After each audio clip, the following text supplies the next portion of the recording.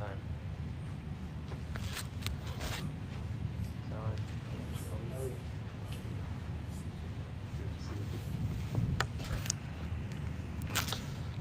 Can you bring it in the front for Arba'in? Yeah.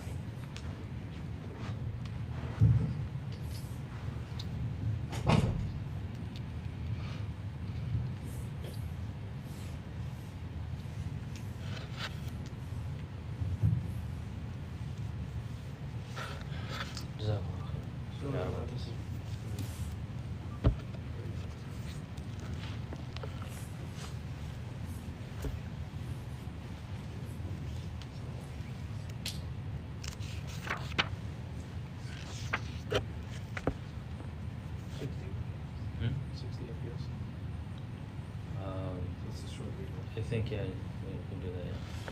For Arba'in, yeah, we'll do 16. Is it recording? بسم الله الرحمن الرحيم الحمد لله رب العالمين والصلاة والسلام على سيد الأنبياء والمرسلين وعلى آله وصحبه أجمعين اللهم صل على سيدنا ومولانا محمد وعلى آل سيدنا ومولانا محمد وبارك وسلم أما بعد السلام عليكم ورحمة الله وبركاته. So previously we were talking about wara' and piety, and this is in the chapter of seeking halal. So Imam al-Ghazali, before, as like a prelude to talking about seeking halal and its importance, he tells us about different types of piety, because this is ultimately what causes us to take more halal or decrease in our halal. Seek halal first of all, and then there are certain individuals who decrease halal from their life. And we talked about this concept, which is zuhud, or abstinence. So this is actually something that we find in the life of Rasulullah sallallahu alaihi wasallam a great deal, as well as Sahaba, Tabi'een, and people who seek to get close to Allah subhanahu wa ta'ala. They are continuously decreasing even halal from their life. But of course we talked about the first step is to decrease haram completely. So he said that if we can do a recap of the different stages. Stage number 1 was adul. Adul is a good Muslim, and he says such an individual partakes in everything that is halal. They don't restrict themselves from halal, but they avoid the haram. This is where he starts. He doesn't even mention a stage before this, where perhaps we may find ourselves where a Muslim is doing even impermissible things. But he starts with adul, meaning this person is a good Muslim. And that this is actually a term that is used in various fields of Islam. Adul is also a condition for a person to take a hadith from another person. Like if someone's a narrator of hadith is reliable, he's called adul. And this is part of that he doesn't partake in haram. So that was stage 1, and then he goes into salihin. So a salih person, righteous. Righteousness is partaking in only halal, of course, no haram. That's like adul. But on top of that, anything that might be doubtful, but it is halal, they'll stay away. So if, for instance, a scholar is saying this thing is permissible, there's no real issue regarding it. However, maybe this ingredient has this, possibility, I'm not sure, maybe like a 5-10%.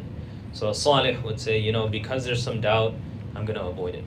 If it's like really bona fide halal, no problem, I'll partake. That's not an issue. But if there's any level of doubt, I will leave it out. So that is the sentiment of a salih person, which is higher than adul. Or the singular of adul is adil. And then he mentioned stage number 3 is a muttaqi. Muttaqi is a fearful person, someone who is, or you could say has consciousness of Allah subhanahu wa ta'ala. And this means this person has taqwa. So now a muttaqi, on top of course not engaging in haram, only partaking in halal, and then avoiding doubtful things, starts to decrease and mitigate what they involve in regarding halal. So now he only partakes in halal. If it's doubtful, he's not going to do it. That's like a salih. But on top of that, he sees how much halal there is out there, and he says that I will avoid this halal and that halal so that I may not get close to haram. And we talked about the psychology behind it. The psychology behind this, stage is that we do not get accustomed to instant gratification. Because there's so much halal out there. We're eating very well, alhamdulillah. Various kinds of dishes, they're all very tasty, it's halal. So what that might cause, if we're accustomed to always eating out or having really good food all the time, it doesn't have to be food, clothing, our lifestyle in general. If we're accustomed to having what we want, one day perhaps there will be something that is impermissible, but because I'm so accustomed to having what I want all the time, I will not be able to prevent myself from that haram. So there's a fear in engaging in haram if I'm always getting what I want of the halal. So this level is basically avoiding some halal to train myself and to create a level of discipline. Like what we do in Ramadan when we're fasting, we're avoiding all food and drink. It's to create a level of discipline that I know I really want this food or this drink. I'm going to prevent it from myself, and this creates a level of taqwa, as Allah subhanahu wa ta'ala says. So that's what taqwa is developing a level of discipline. So that was level 3. And that's where we stopped. Now today is going to talk about another level. This is higher than level 3. This is the 4th level and the last one that he's going to speak of, the highest level. So not only does this person avoid haram, whatever they do engage in is halal. They completely avoid anything that might have any level of doubt, and they mitigate how much halal they're involved in. So they decrease a lot of halal to train themselves to create a level of discipline. They don't engage in a lot. And we see this in the life of Umar radiallahu anhu, where he wouldn't eat very tasty food, even though it's pure halal, will just avoid it, and he would take just bare minimum. You find some people like that, they'll just eat maybe some, Imam Bukhari, he would eat some almonds, that's all. He would have almonds and he would fast. Imam Nawawi, you know how when we talk about a person who's fasting, we would say they have suhoor and they have iftar. He would only have one thing at a time. So he would have a drink of water for suhoor, and for iftar he would have a little bit of food. I think it was a piece of bread. But he wouldn't have water and food at the same time. This is how he lived his life till he passed away. He passed away very young. Allahu alam if it's because of this lifestyle, but he would deprive himself from a lot. So that's a very difficult thing to do. And there's also a narration from Rasulullah sallallahu alaihi wasallam. Some people think this is extremism, and to an extent it is, but the defense for them is extremism is when you apply this on others, where you enforce it, where you tell people you must live like this. None of them did that. In fact, they would actually tell people partake, it's halal, it's good, but for themselves they would be very strict. So this is not extremism when you apply it to yourself. And there's a narration where Rasulullah sallallahu alaihi wasallam was given a cup of milk mixed with honey, and he drank it, he really liked it, he had a sip. So, it's milk, but it has honey mixed into it. So he said that this is drink and food mixed together, I don't want it. Either give me the honey or give me the milk, but this is lavish, so he didn't want it. So if you think of, maybe the carbonated drinks that we're having, how many ingredients go into them, the various kinds of desserts, so many ingredients, sometimes you can't even count how many things there are. You buy some croissants, but the list of ingredients is longer than the wrapper itself. You can't read all of it. And you don't even know what it is. But Nabi sallallahu alaihi wasallam had 2 ingredients in one, and he said, I don't want it. It's too lavish. So we do find this in the Sunnah. However, did he tell people don't have this because it's lavish? We don't find that. So this is where the scholars, they take this from, that apply it onto yourself. When talking about others, understand where their level is and speak to them according to that. So this is what Imam al-Ghazali is telling us here. He's showing us the different levels of people. It doesn't mean that you have to become like this. This is for those who desire that, to first gain the knowledge of it and then attempt to achieve it. So stage 4, Arabi'a wara'u siddiqeen. He says this is the piety of a siddiq. We hear the title Siddiq always being attributed to Abu Bakr as-Siddiq, or Aisha as-Siddiqa. In the Quran, Allah subhanahu wa ta'ala says, Yusufu ayyuha as-Siddiq. There's in Surah Yusuf, the prisoners that were with Yusuf alayhi salam, one of them addresses Yusuf as Siddiq. So this is a very high level, calling someone a Siddiq. And it's not limited to Abu Bakr. Because we always hear a Siddiq attached to the name Abu Bakr, it's synonymous. If you just say Siddiq said, you would just say Abu Bakr. But there are other Siddiqs. This is a level, and this is what he's talking about. What does this level consist of? He says, وَهُوَ الْحَظُرُ عَنْ كُلِّ مَا لَا يُرَادُ بِتَنَاوُلِهِ الْقُوَّةُ عَلَى طَاعَةِ اللَّهِ تَعَالَى. It is to refrain from anything that does not give you strength for ibadah. So the whole question for a Siddiq in terms of taking halal is, will it help me in my ibadah? If so, I need to attain that just enough so that I may have the ibadah. And anything more, if I can do my ibadah fine and I don't need this, then I'm going to avoid it. So that means when it comes to clothing, just enough so that I can cover my body and perhaps have a continuous amount, whatever that may be, maybe 3 garments. That's enough so when one becomes dirty, I can wash it and I'll still have a garment for ibadah. Otherwise, you cannot perform salah. You cannot engage in ibadah. When it comes to food, what type of food will give me the most amount of nutrients and strengthen my body enough so that I may stand for salah, I may be able to walk to the masjid. As for something more than that, it's not necessary. I don't need to eat anything else. So I would imagine someone of this level would have very simple clothing. It would be something that is, the purpose of it is not to display zina and beauty. When it comes to food, maybe just some oatmeal or something that gives strength, whatever food is really good.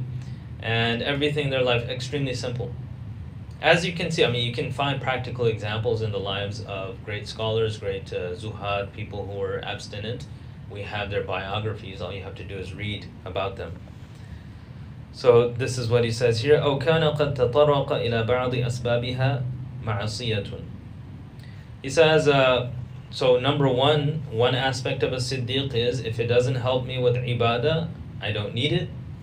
And another is, maybe this thing could lead to some type of ma'asiyah, some type of disobedience of Allah. If there is a possibility of that, then I'm going to avoid it. Okay. So now, if it could hypothetically lead me to ma'asiyah, they're thinking, can this thing lead to disobedience to Allah? If it can, then I need to avoid it. So now he says, فَمِنْ ذَلِكَ مَا حُكِيَ أَنَّ ذَنُّونَ الْمِصْرِيَّ كَانَ مَحْبُوسًا جَائِعًا فبعثت إليه امرأة صالحة من طيب مالها طعاما على يد السجان فلم يأكل منه واعتذر بأنه جاءني على طبق ظالم أي يد السجان. So he says there's a story, there's many stories like this. He says the story of Dhunnun al-Misri. There's a very famous ascetic person. His name was Dhunnun. He was from Egypt. So he was, it says mahbusan ja'i'an, he was imprisoned and he was very hungry.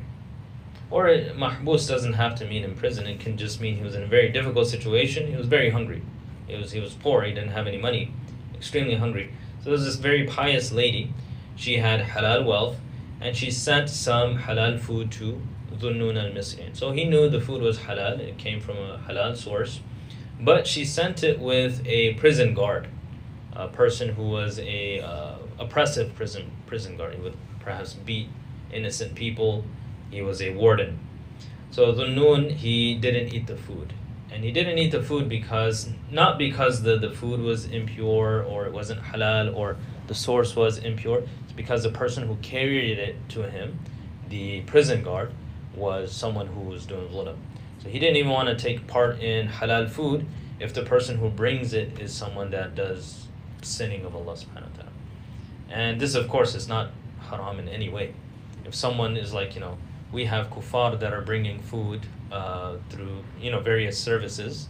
You can call them and what is it called, like DoorDash or something like that, and they'll bring the food to you. So he wouldn't eat it because a disbeliever brought it, something like that. To us, it seems kind of crazy. It's halal food though, from a halal restaurant. ومن ذلك أن بشرا الحافية كان لا يشرب الماء من الأنهار التي حفرها السلاطين. So Bishr al-Hafi, spoke about him before. They call him Hafi. Hafi means barefoot. His name is Bishr, the barefooted one. So he's named barefoot because he didn't have shoes, obviously. But there was a karama of his, a miracle, that he would walk without shoes and rocks would move out of his way, as a miracle that Allah subhanahu wa ta'ala displayed. So some of these awliya, very pious people, because of their abstinence from the dunya, Allah subhanahu wa ta'ala gives them various miracles. So this is something related regarding him. He would not drink from any kind of water from rivers or streams if the one who commanded the canal be dug was a king, because they were involved in dhulm. So in today's time, if the president decides that, I'm going to dig a river over here, cause a canal, he wouldn't drink from it because the order came from the president. Not because the water is impure, it's fresh water Allah subhanahu wa ta'ala created. But he wouldn't drink from it out of that. He didn't want any parts to have any part in that. وَأَطْفَأَ بَعْضُهُمْ سِرَاجًا أَشْعَلَهُ غُلَامُهُ مِنْ بَيْتِ الظَّالِمِ. So he says some people, he doesn't really mention who it is. In the footnotes it says his name is Uthman bin Za'idah. So Uthman bin Za'idah. About him, he says that his servant, this person Uthman, was very pious. His servant came with a lantern. So he said, where did you get the fire for the lantern? He said there was a fire that was burning by this person's house, it was just burning this, so I just lit the candle from there and I brought it to you.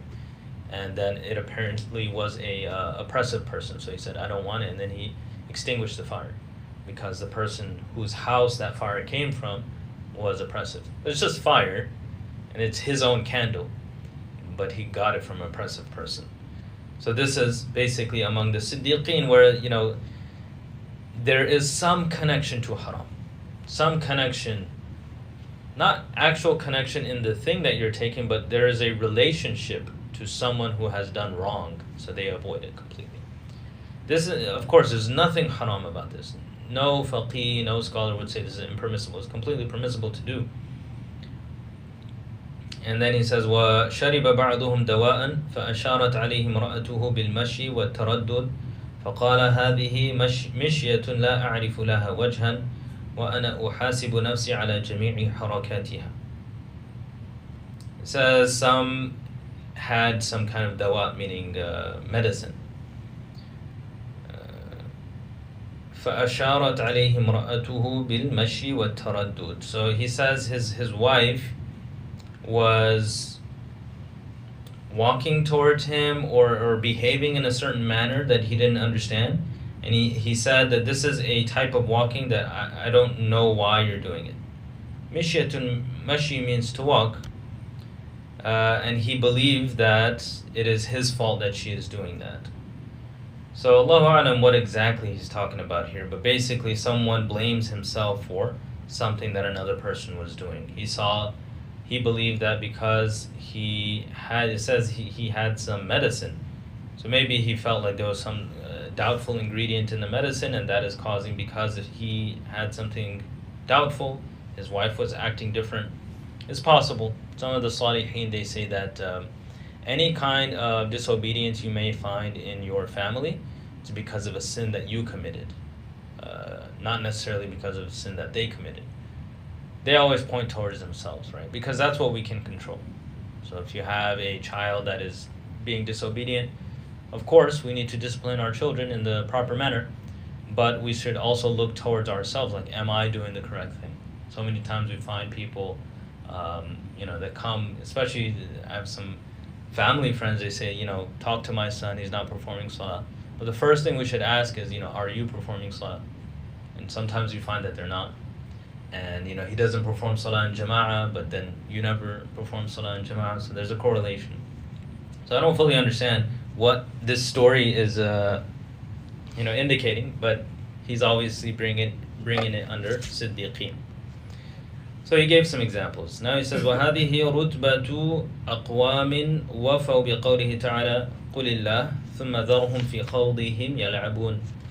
This stage is, Allah subhanahu wa ta'ala speaks about the people who have fulfilled this stage, and he says, قُلِ اللَّهِ, say Allah, then leave everyone else to do what they want. Let everyone else engage in their playing and their messing around, and you just say Allah. That's the verses. قُلِ اللَّهِ ثُمَّ ذَرْهُمْ فِي خَوْضِهِمْ يَلْعَبُونَ. Say Allah, meaning I worship Allah alone. I'm going to focus on Allah subhanahu wa ta'ala, and let everyone else do what they want to do. So these are those type of people that their focus in life is Allah subhanahu wa ta'ala, and they let everyone else just engage in whatever they want to do. فَعَدُّوا كُلَّ مَا لَمْ يَكُنْ لِلَّهِ وَحْدَهُ حَرَامًا. So they, in their personal selves, now this is not a ruling, but they have considered it upon themselves, everything that is not for Allah is haram. That's how they treated it. So if something is not for Allah, they would treat it as if it was haram. وَلَيْسَ هَذَا مِنْ عُشِّكَ وَعُشِّ نَاصِحِكَ. It says this is not from something that you can handle. Really, Imam al-Ghazali is talking to the general populace. It's not something that you can handle, nor normal people can handle. فَدْرُجْ وَاجْتَهِدْ أَنْ تَفِيَ بِوَرَعِ الْعَدُولِ الَّذِي يُفْتِي بِهِ الْفُقَهَاء. He does this often in the book. He's very blunt. Imam al-Ghazali, he just says I don't think you can handle it. He'll say it many times. He gives you all the levels, but then he says that you probably won't be able to handle this.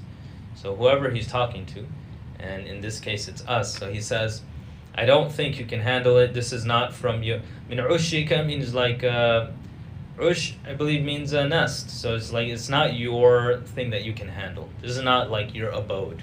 It's not for you. Meaning, wara'u siddiqeen. But inshallah, if you really want it, then you can go for it. Sometimes you take these type of statements as a challenge, and you go forward. Someone says, no, you can't do it. And you say, no, inshallah I can. And then you work hard. So maybe he's doing that to us. So he says, this is not your business, but make an attempt that you reach the level of adul, the first level, not 2, 3, or 4. But attempt to reach adul, and that is what the fuqaha state is, halal.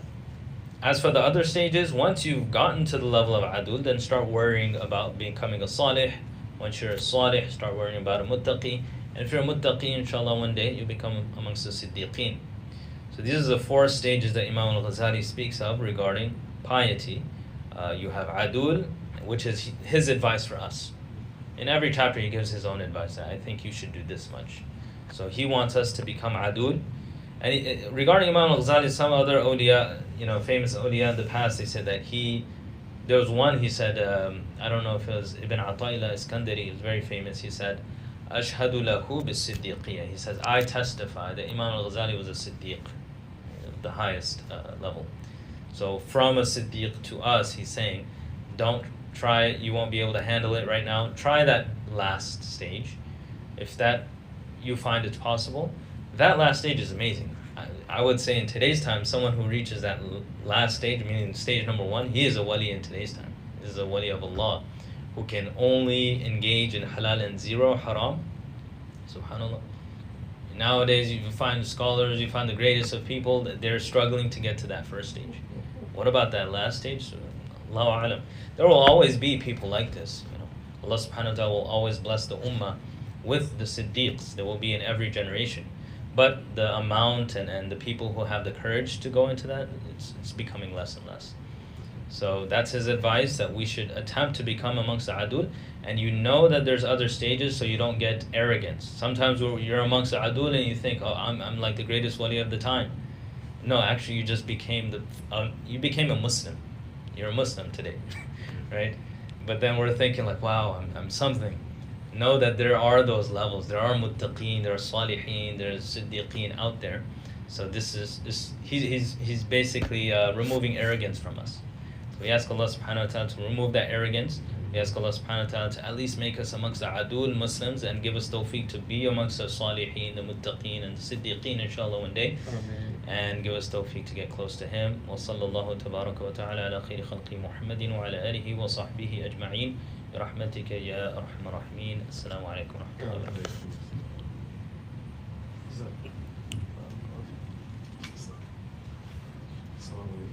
عليكم السلام ورحمة الله.